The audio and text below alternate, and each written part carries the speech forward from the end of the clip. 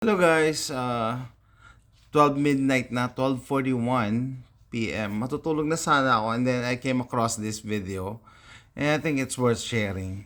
Kasi meron din akong relatable experience. So, eto, sinishare niya yung experience niya nung na-meet niya yung Me in dati niyang elementary bully. school while I was at Walmart, and he wasn't who I expected. So this happened today at Walmart. You know, you got a lot of Chicago people moving in Houston. So I'm walking So, ano pala, kababayan ko pala to, taga Houston din. through the store with my kids, minding my business, when this guy keeps looking at me, not staring, just these quick double takes. Then I hear him say, "Man, you look familiar."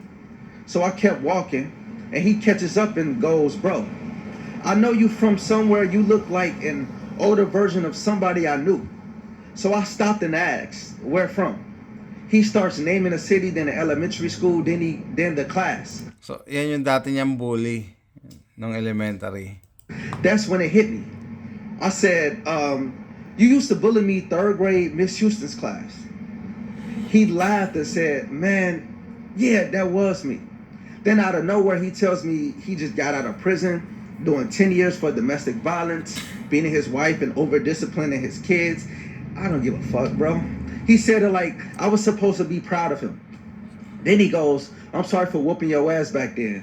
I told him, "Okay, take care." That's when he got mad. He said I was acting like I was better than him, like I should be congratulating him for getting out. I looked at him and said, "My kids are standing right here. Please move along." He muttered something under his breath, and I walked off. And as he walked off, I realized something. The people who hurt you when you were younger don't always grow. Sometimes they just get older. Okay, go. Mabigat sa sinabi niya. No? I think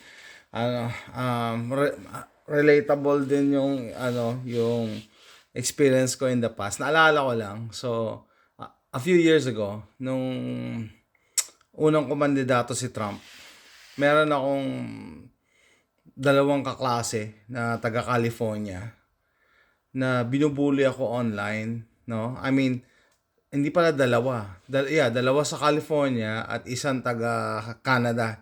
Hindi ko alam bakit may epal yung taga Canada. Hindi naman sila apektado. Pero apektado sila kay Trump noong time na yon. So, pinagtutulungan nila ako online. To the point na kahit sarili kong wall, nagko-comment sila doon inappropriately, no? 'Di ba parang ano na yon, you're crossing the line pag wall na Facebook wall na ng ibang tao.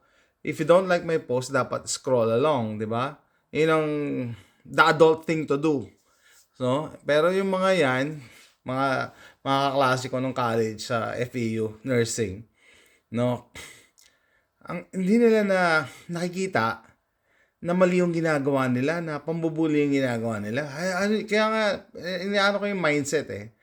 So, ano pa ba nangyari nun? Yun, pinagtutulungan nila ako online. And meron pa nga isang pagkakataon, nung nanalo si Trump, meron akong nirepost. Hindi naman ako gumawa ng meme, nirepost ko lang, no? Yung isang meme about yung mga illegal immigrants is aalis na ng Amerika. Parang ganun. Tagal na yan eh. Yung first 2016 ba yun? Yung unang presidency ni Trump. Dahil dumating na, dahil parating na daw si Trump, mag-aal sa balutan na. Alam nyo, kinoment nung isa kong kaklase na babae na taga California, sabi, "Burahin mo yan, Jason ha. Kasi immigrant din ako eh. Yan. Burahin ko daw." Parang burahin ko daw kasi na-offend daw siya. Sarili kong post. So, clearly, pambubuli yan, di ba? Sarili kong post, you are telling a grown man what to do. You are telling a grown man like me what to... Pero hindi ko siya kinumpronta na gano'n. Mga ganyan kasi, yung mga ganyang negativity, hindi na dapat ini-entertain yan. No? Hindi ini-entertain. So, ang ginawa ko lang yata, in-unfriend ko lang or binlock ko. Diba? Hindi mo na kailangan, hindi ako magulang mo para turuan kita, pero, no, hindi ako magulang mo para turuan kita ng tamang asal. Pero hindi mo ba na-realize yun? Sasabihan mo ako na grown man, matanda na ako, sasabihin mo sa akin kung ano ang hindi ko dapat i-post? At kung ano ang dapat ko i-post? Ha? Sino ka? Diba? Pero imbis na kumprontahin ko siya doon, tinanggal ko lang sila sa buhay ko. And, mas maganda ang resulta kasi, di ba? You know, as we grow older, di ba? Mas less negativity, mas maganda. Mas healthy yung ganun lifestyle. Kaya sila, nakakita na ba kayo ng mga ganun tao? Pure hatred. Pati mga bagay na, politics, talagang, umuusok siguro yung tenga sa galit. Hindi ko alam bakit, tawag dito.